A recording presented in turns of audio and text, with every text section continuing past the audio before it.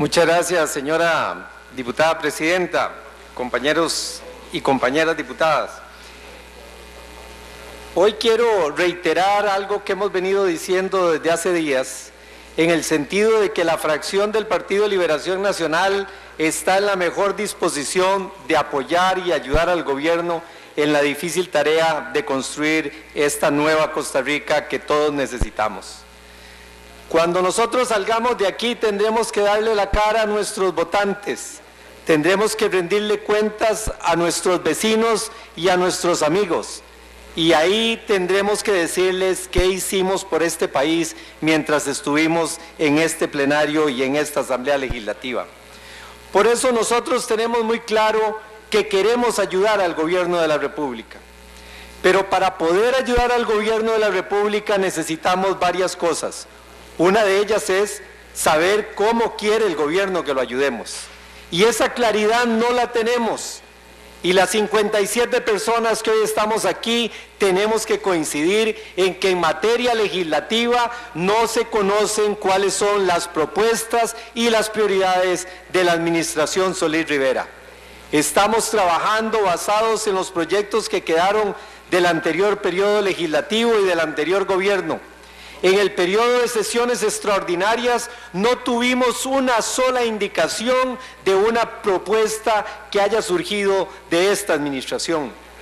En la agenda legislativa son contadas con los dedos de una mano y nos sobran dedos las iniciativas que se han presentado por parte del Gobierno de la República. Hay una para regular las casas de empeño, hay otra para mejorar el manejo de las finanzas públicas y sobre ninguna de ellas hemos tenido ninguna reunión formal o explicativa de ningún funcionario del gobierno. ¿Cómo podemos ayudarle a un gobierno de la República cuando los ministros y jerarcas no contestan nuestras cartas? ¿Cómo podemos ayudarle a un gobierno de la República que no nos señala el camino? Pero además de eso, para ayudarle al gobierno de la República, también don Luis Guillermo debe tener respeto hacia este primer poder de la República. Esa afirmación que dio hoy en un programa de radio en horas de la mañana, de que hoy empezaba el jolgorio en la Asamblea Legislativa, por favor, eso es un irrespeto para referirse así al primer poder de la República. Hoy don Luis Guillermo decía que él nunca había estado en la función pública, que este era el primer cargo que se desempeñaba.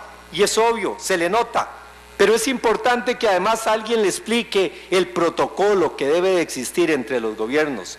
Un presidente no puede referirse a la reunión del plenario legislativo como el jolgorio. Un presidente no debe darle la respuesta que le dio al diputado Mario Redondo hoy en el programa de doña Amelia Rueda. Si el presidente quiere construir lazos, esos lazos empiezan por mantener la investidura propia, la dignidad del cargo, la altura moral, ética y de normas de urbanidad y de protocolo propias de un presidente. Pero bueno, a pesar de eso, nosotros estamos dispuestos a ayudar al gobierno de la República. Hemos escuchado con atención su discurso. Y hay un tema que me llama poderosamente la atención y que le rogaría a doña Emilia Molina, como jefa de la fracción de gobierno, que nos brinde los datos. Dice el presidente, y leo, del total de recursos que anualmente se dedican para combatir la pobreza, como el régimen no contributivo de la Caja, el programa Avancemos y FONAVE, más de una quinta parte, sea 40.000 millones de colones al año, benefician al 50% de la población de mayores ingresos en el país. Si el señor presidente de la República, en el discurso más importante que ha pronunciado después de su discurso de toma de posesión, tiene la capacidad de asegurar que 40.000 millones de colones al año de los programas del régimen no contributivo FONAVE y Avancemos se están destinando al 50% más rico de la población, tiene que tener los números, tiene que tener los datos, tiene que tener las estadísticas. Doña Emilia, yo le pido respetuosamente que ustedes nos hagan llegar a este plenario legislativo el detalle y la base y el fundamento del señor presidente para asegurarnos que 40.000 millones al año se están destinando al 50% de los costarricenses más ricos. Porque si eso se pudo identificar, Yo asumo que dentro de pocos días esas ayudas sociales no se van a dar. Y yo asumo que dentro de pocos días, porque para firmarlo tiene que haberlo identificado, que dentro de pocos días tendremos un superávit de 40.000 millones de colones, o de 20.000 millones, porque llevamos ya medio año, de 20.000 millones de colones de los programas sociales. Y quisiéramos poder, en aras de reafirmar la seriedad del discurso que asumimos ha tenido el presidente en su presentación del jueves, poder tener los datos que nos vengan a confirmar esa afirmación del señor presidente. Nosotros también esperábamos en este discurso poder darle una mano al gobierno ante el problema del déficit fiscal, pero la verdad es que lo único que pudimos oír es lo que ya sabemos y lo que en campaña explicamos muchas veces, que por la ruta que vamos a tener un 6% de déficit en las finanzas públicas. Pero ya queremos de una vez por todas conocer cuál es la propuesta fiscal del Gobierno de la República. Tuve la oportunidad de estar en un debate organizado la semana pasada en las que usted participó, señora presidenta, y compartimos y tuvimos el honor de compartir tribuna, en donde oímos la presentación de don Helio Fallas, pero sinceramente fue muy pobre. No pudimos conocer qué es lo que está pensando el ministro de Hacienda sobre el tema de las finanzas públicas. Tampoco lo pudimos conocer con el discurso del presidente del jueves último. Y si queremos solventar el problema económico en el país, tenemos que saber cuál es el camino que el gobierno va a tomar para poder recortar el gasto público o poder mejorar la recaudación fiscal. En campaña, la política económica presentada por el PAC fue: el problema del déficit fiscal se arregla eliminando la corrupción, quitando los gastos superfluos y mejorando la recaudación fiscal.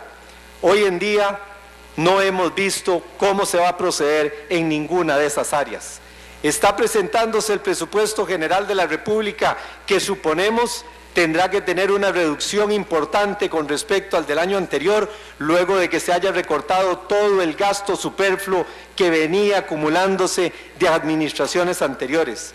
Hoy en horas de la tarde conoceremos los montos del presupuesto y las diferentes partidas, pero si ese gasto superfluo era tan abundante que su solo recorte ya era un elemento importante para reducir el déficit fiscal, debemos de interpretar que hay un recorte importante en este presupuesto con respecto al que tuvimos en periodos anteriores.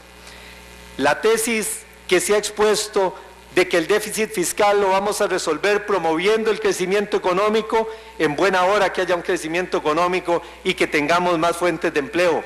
Por cierto, este gobierno con una meta tan baja que ni siquiera alcanza al crecimiento económico de empleos menor que ha habido en los últimos 12 años en Costa Rica.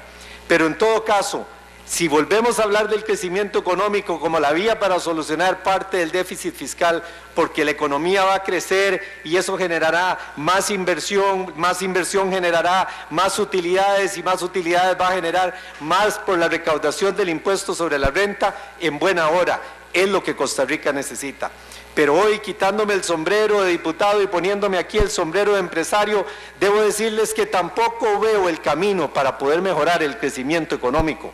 No encuentro cuáles son las políticas gubernamentales que van a favorecer que podamos generar más riqueza, más negocios, más inversión, porque simple y sencillamente no hay una sola política anunciada por esta administración en los 114 días que tiene de dirigir el país que venga a establecer una política clara en materia de crecimiento económico.